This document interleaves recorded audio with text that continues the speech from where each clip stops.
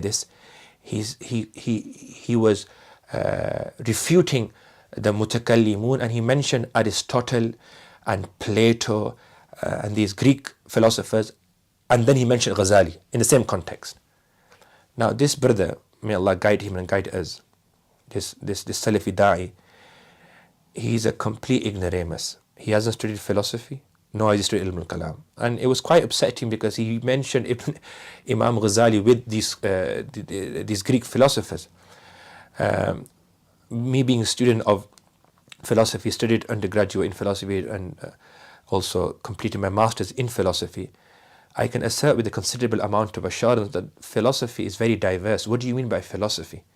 By philosophy, if you mean rational inquiry, rational investigation, then there's nothing wrong with that. This is proven from the Quran. أَفَلَا تَعْقِلُونَ أَفَلَا يَنْظُرُونَ إِلَى الْإِبْلِ كَيْفَ خُلِقَتْ وَإِلَى السَّمَاءِ كَيْفَ رُفِعَتْ وَإِلَى الْجِبَالِ كَيْفَ نُصِبَتْ, and other verses that clearly encourage theoretical reflection, rational inquiry, etc.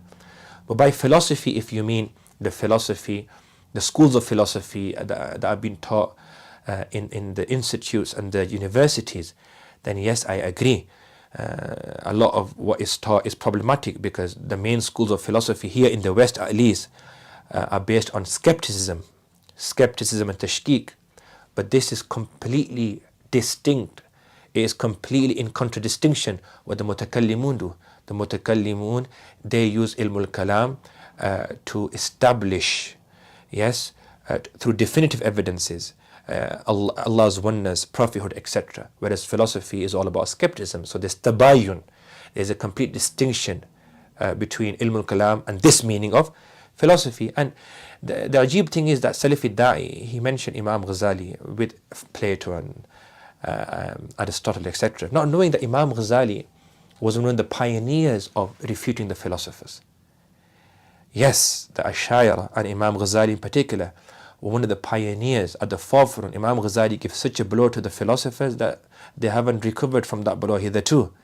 I have this in front of me, Imam Ghazali's work, Tahafut al-Falasifa, the incoherence of the philosophers. This is a very good print, as the Arabic and the English. He has challenged the philosophers on 20 issues, 17 being bid'ah, innovation according to Imam Ghazali, and 3 being kufr, disbelief, heresy. And he has declared the likes of Ibn Sina as kafir. I don't want to go into the takfir issue, but I'm just mentioning that Imam Ghazali challenged the philosophers head on. And not only did he challenge them, he studied philosophy before he refuted them. He wrote his maqasid falasifa, the aims and objective of philosophy.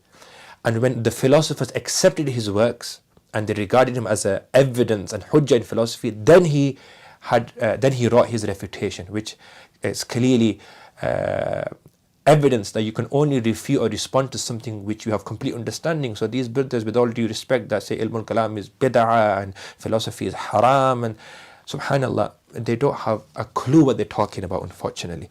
So I don't want to go elaborate or elucidate this discourse further. I think it's quite clear ilm al-kalam, what ilm al-kalam is. The quotes that are transmitted from the Salaf regarding the condemnation of kalam, those quotes are referring to a certain type of kalam. The evidence is because you find contradictory statements from those scholars like Imam Abu Hanifa and Imam Shafi'i and Imam Ahmad al-Hanbal, etc. So may Allah subhanahu wa ta'ala grant us all the true understanding of deen. May Allah subhanahu wa ta'ala grant us all the best in both worlds. Jazakumullah khairan for listening. Wassalamu alaikum wa rahmatullahi wa barakatuh.